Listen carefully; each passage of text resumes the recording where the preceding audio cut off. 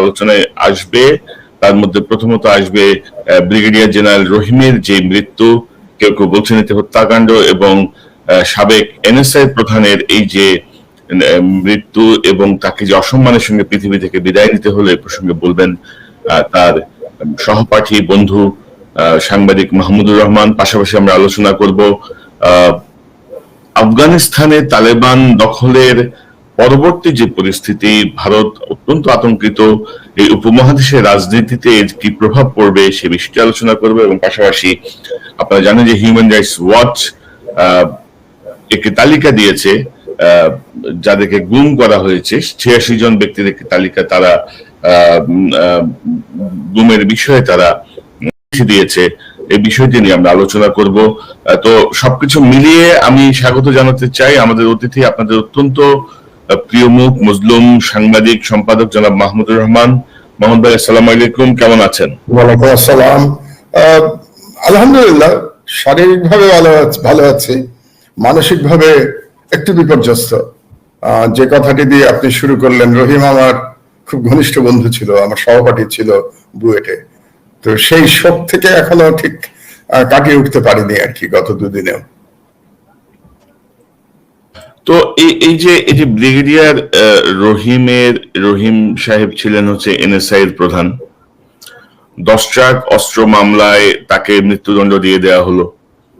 তো উনি তো বাংলাদেশের বিরুদ্ধে তো কোনো পদক্ষেপ নেন নাই, এবং যদি কোনো সিদ্ধান্ত নেওয়া হয়ে থাকে বা যদি পার্শ্ববর্তী রাষ্ট্রের সাথে কোনো বিষয় যুক্ত থেকেও থাকে, এটার জন্য তাকে কেন মৃত্যুদণ্ড দেওয়া হলো? আপনি কি মনে করেন? আপনার সঙ্গে তো জেলখানেও কথা হয়েছে বিভিন্ন বিষয় নিয়ে, নিশ্চয়ই আপনারা একসঙ্গে তো জেলেও ছিলেন। পাশাপাশি এই যে তাকে একজন মুক্তিযোদ্ধা হিসেবে তাকে সম্মাননা দেওয়া হয়নি, একজন সামরিক কর্মকর্তা হিসেবে তাকে সম্মাননা দেওয়া হয়নি, বরঞ্চ তার জানাজায় অংশগ্রহণ করতেও মানুষকে নিরুৎসাহিত করা হয়েছে। আপনি কিভাবে দেখেন, কি মনে করেন? না, রহিমের বিষয়টাতে একেবারেই বাংলাদেশের প্রতিচ্ছবি। কারণ হচ্ছে, আপনি যে 10 ট্রাক অস্ত্রের কথা বললেন, মানুষের ধারণা যে কেবল 10 ট্রাক অস্ত্রের কারণেই তাকে মৃত্যুদণ্ড দেওয়া হয়েছিল। এই ধারণাটা ভুল। সমস্যা হলো যে আমরা বাংলাদেশের জনসাধারণ একেবারেই দেশ সম্পর্কে উদাসীন, দেশের স্বাধীনতা নিয়ে আমরা উদাসীন, দেশ সম্পর্কে কোনো খবর আমরা রাখি না। আসলে শেখ হাসিনার সঙ্গে এবং দিল্লির সঙ্গে জেনারেল রহিমের বিরোধ শুরু হয়েছিল 1996 সাল থেকে। আপনার মনে আছে যে 1996 সালে ভারতের ইঙ্গিতে এবং শেখ হাসিনার নির্দেশে তৎকালীন ভারতপন্থী সেনাপ্রধান জেনারেল নাসিম, তিনি একটি ব্যর্থ কুয়ের চেষ্টা করেছিলেন, এবং সেই ব্যর্থ কুটাকে যারা প্রতিহত করেছিলেন, যে সমস্ত সিনিয়র আর্মি অফিসার, তাদের মধ্যে জেনারেল রহিম অন্যতম ছিলেন। তো জেনারেল রহিমের সাথে তখন সুবিদ আলী ভুইয়া ছিলেন, 9 ডিভিশনের ইমামুজ্জামান সাহেব ছিলেন, তারপর তখন সম্ভবত ডিজিএফআই এর প্রধান ছিলেন জেনারেল মতিন। তারাও তখন ভারতীয় সমর্থিত কুয়ের বিরুদ্ধে অবস্থান নিয়েছিলেন এবং সেই কুকে পরাজিত করতে সক্ষম হয়েছিলেন। পরবর্তীতে অবশ্য জেনারেল মতিনের ভূমিকা একটু বিতর্কিত হয়ে যায়, তিনি 11 সরকারের মন্ত্রী হয়েছিলেন। তো এই যে যাদের আমি নাম বললাম, সুবিদ আলী ভুইয়ার অবস্থানও বিতর্কিত হয়ে যায়, তিনি আওয়ামী লীগের যোগ দিয়ে আওয়ামী লীগের এমপি হয়েছিলেন। তো এদের মধ্যে জেনারেল রহিম, ব্রিগেডিয়ার জেনারেল রহিম, তিনি আমার হিসেবে তিনি একজন সচ্চা দেশপ্রেমিক ছিলেন, জাতীয়তাবাদী ছিলেন এবং ধার্মিক ছিলেন। ইসলামের প্রতি তার যথেষ্ট টান ছিল, ঈমান তার যথেষ্ট শক্তিশালী ছিল। তো 96 সাল থেকেই দিল্লি তার প্রতি বিরাগ, এবং শেখ হাসিনা তার প্রতি অত্যন্ত অসন্তুষ্ট, এবং শেখ হাসিনার ক্ষমতায় এসেই কিন্তু রহিমকে চাকরিচ্যুত করেছিলেন ওই সময়, 96 থেকে 2001 যখন শেখ হাসিনা প্রথমবারের মতো প্রধানমন্ত্রী হয়েছিলেন। তো তখনই রহিমকে চাকরিচ্যুত করা হয়েছিল। পরবর্তীতে আবার বেগম খালেদা জিয়া যখন 2001 সালে সরকারে আসেন, তখন জেনারেল রহিমকে এনএসআই এর প্রধান নিযুক্ত করা হয়। তো আমি যেটা বলছিলাম, এবং তার পরবর্তীতে যে 10 ট্রাক অস্ত্রের যে প্রসঙ্গ আপনারা তুললেন, এটা তো বোঝাই যে এটা সম্পূর্ণভাবে সাজানো। কারণ হচ্ছে যে 10 ট্রাক অস্ত্রের যে ব্যাপারটি, যে গল্পটি আমরা শুনি, যে সেটি ভারতীয় উলফাকে দেওয়ার জন্য বাংলাদেশকে করিডোর হিসেবে ব্যবহার করা হয়েছিল, এবং সেখানে সরকার বলতে চায় যে সেখানে জেনারেল রহিম এবং আরেকজন জেনারেল যিনি এখনো জেলে বন্দী জেনারেল রেজ্জাকুল হায়দার তাদের ভূমিকা ছিল।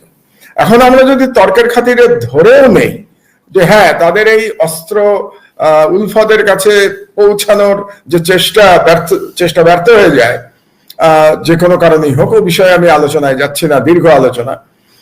তো সেখানে জেনারেল রহিমের যদি ভূমিকা থেকেও থাকে তাহলে সেই ভূমিকাতে তৎকালীন সরকারের নীতির অংশ হিসেবেই তিনি ভূমিকা গ্রহণ করেছিলেন এবং এই অস্ত্রটি তিনি ব্যক্তিগতভাবে আনেন নাই। এই অস্ত্রটি আনা হয়েছিল উলফাকে দেওয়ার জন্যে। সেখানে ভারত তার প্রতি বিরক্ত হতেই পারে, ভারতের বিরক্ত হওয়ার যুক্তি থাকতে পারে। সুতরাং ভারত একবার বিরক্ত হলো 96 সালের কুতে যখন ভারত পরাজিত হলো, দ্বিতীয়বার 10 ট্রাক অস্ত্র, কিন্তু এটা তো কোনোভাবেই বাংলাদেশের বিরুদ্ধে ছিল না এবং তাকে মৃত্যুদণ্ড দেওয়া হয়েছে কিন্তু চোরাচালানির দায়ে।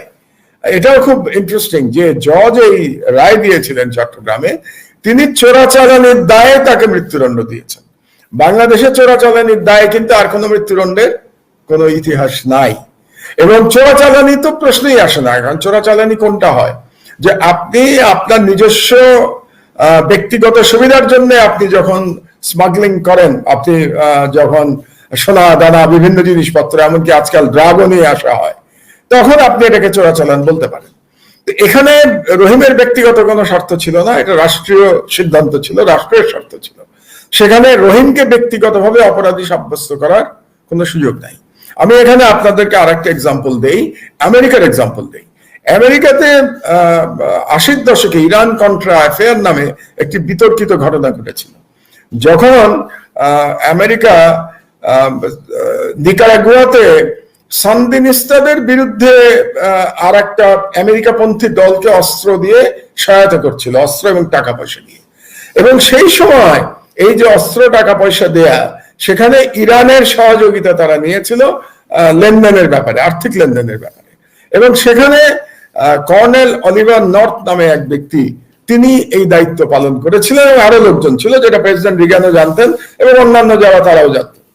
সেই অলিভার নর্থের কিন্তু সাজা হয়নি, কারণ সে রাষ্ট্রের দায়িত্ব পালন করছিল। এবং সেই অলিভার নর্থ এখন কিন্তু আমেরিকাতে আপনি খোঁজ নিলে জানবেন যে উনি টেলিভিশন হোস্ট এবং উনি ইলেকশনেও দাঁড়িয়েছিলেন। উনি সম্ভবত সিনেট নির্বাচনে দাঁড়িয়েছিলেন রিপাবলিকান পার্টির থেকে, যদিও সেই নির্বাচনে তিনি 90 দশকে হেরে যান। তো তাহলে আমরা এই দুটোকে এই জন্য বললাম যে যে কাজ করে আমেরিকাতে একজন ব্যক্তি সামরিক কর্মকর্তা একটি দলে যোগদান করে এমপি নির্বাচন করেন এবং তার কোনো সাজা হয়নি, তিনি জিতেও যেতে পারতেন, তিনি সিনেটর হয়ে যেতে পারতেন, আর সেখানে রহিমকে তার দায়িত্ব পালন করবার জন্য এক বানোয়াট মামলায় তাকে মৃত্যুদণ্ড দেওয়া হয়েছে।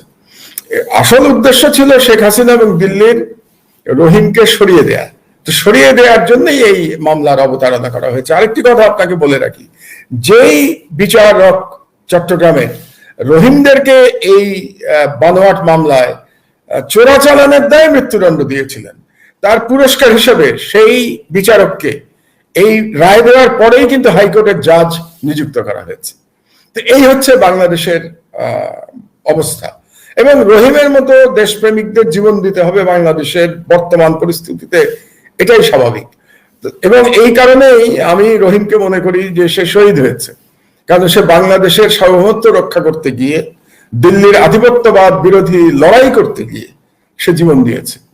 কাজে রহিমের বন্ধু হিসেবে আমি গর্ববোধ করি যে রহিমের মতো একজন দেশপ্রেমিক মানুষ আমার বন্ধু ছিল। যে আমরা ব্রিগেডিয়ার রহিমের আত্মার মাগফিরাত কামনা করি, আল্লাহ তাকে শান্তিতে রাখুন, এই প্রার্থনা। তবে আপনার এই যে ধরুন বর্তমান যে পরিস্থিতি আমরা দেখছি যে আফগানিস্তানে তালেবানদের যে বিজয়, আফগানিস্তান তো আবার তালেবানদের নিয়ন্ত্রণে চলে আসলো, ভারত কিন্তু একটা দিশেহারা অবস্থায় আছে। তো পাকিস্তান, ভারত, কাশ্মীর সবকিছু মিলিয়ে আপনি কি মনে করেন যে পরিস্থিতিটা কি উন্নতি হতে পারে? তো ভারতের যে আধিপত্য বাংলাদেশের প্রতি আপনি কি মনে করেন এখন যে এটা কোন দিকে যাচ্ছে, আফগানিস্তান বা সবকিছু মিলিয়ে, এইটা একটা অ্যানালাইসিস যদি আপনি করেন। আচ্ছা, গত 20 বছরের দিকে আমরা যদি তাকাই, তাহলে ভারতের সব থেকে বড় স্ট্র্যাটেজিক ভিক্টরি ছিল দুটো দেশে। একটা হলো বাংলাদেশ, যেখানে শেখ হাসিনার মাধ্যমে ভারত সম্পূর্ণভাবে দেশটাকে কব্জা করে ফেলেছে। শেখ হাসিনা ভারতের একজন শিখণ্ডী হিসেবে ব্যবহৃত হচ্ছেন স্বইচ্ছায়, এবং পুরো শেখ পরিবার, তিনি একা নন, তার মাফিয়া দল, তার সাঙ্গপাঙ্গ নিয়ে তিনি ব্যবহৃত হচ্ছেন দিল্লির এজেন্ট হিসেবে। তো সেখানে বাংলাদেশের স্বাধীনতা সার্বভৌমত্ব চলে গেছে। তো এটা একটা ভারতের জন্য বিশাল বিজয় হয়েছে, যেটা 2009-8 নির্বাচনের মাধ্যমে তারা করতে পেরেছিল। এবং সেই নির্বাচনে বাংলাদেশের সেনাবাহিনী দুর্ভাগ্যজনকভাবে বাংলাদেশের স্বাধীনতা বিকিয়ে দিয়েছিল ভারতের কাছে।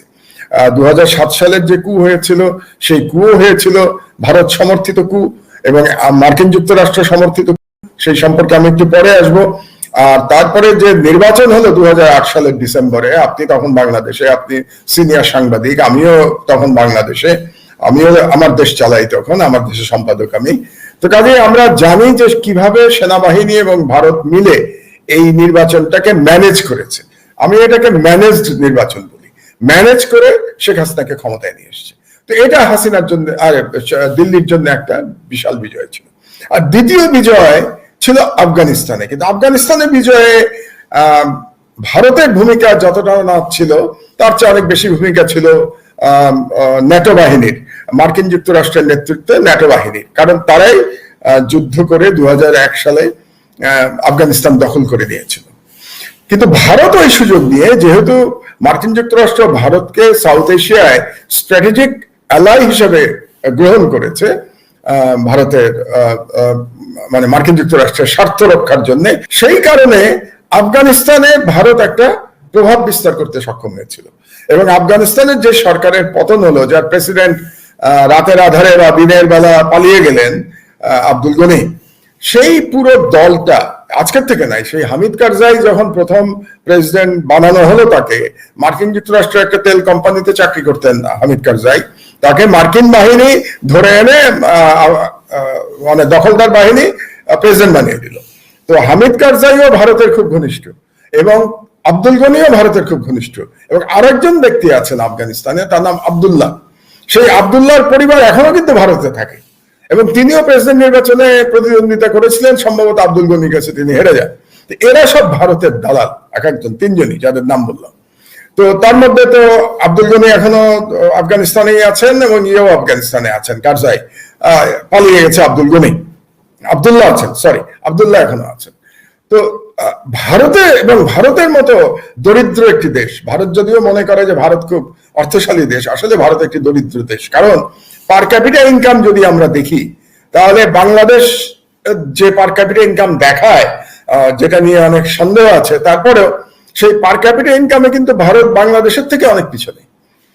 ভারতের $2000 না পার ক্যাপিটা ইনকাম। তো $2000 নিচে যাদের যে সমস্ত দেশের পার ক্যাপিটা ইনকাম, সেই সমস্ত দেশ কিন্তু দরিদ্র রাষ্ট্র। এবং সারা পৃথিবীতে যত গরিব মানুষ আছে, যারা একেবারে দারিদ্র সীমার নিচে অবস্থান করে, তার সব থেকে বেশি অংশ বাস করে ভারতে। ভারতই সব মানে দরিদ্রতম দেশ।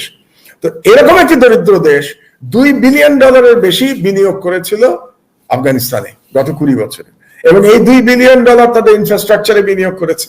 এই $2 বিলিয়ন দিয়ে তাদের এজেন্টদের কিনে নিয়েছে।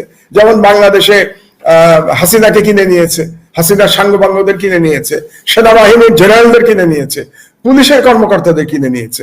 একইভাবে আফগানিস্তানের যে বাহিনী ছিল, সেই বাহিনীকেও তারা কিনে নিয়েছিল।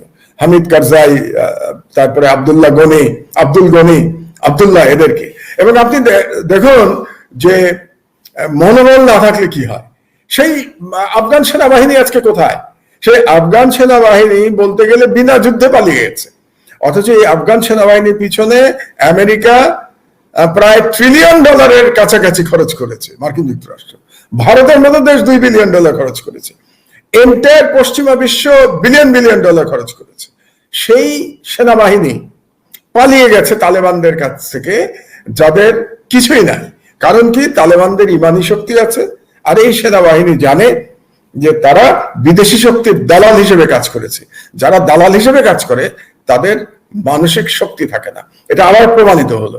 তাহলে এই স্পিডে পরাজয়, এটা তো আমেরিকার গোয়েন্দারাও কল্পনা করে নাই। তারা বলেছিল 60 থেকে 90 দিনের মধ্যে পতন হতে পারে কাবুলের, সেই কাবুলের পতন হয়েছে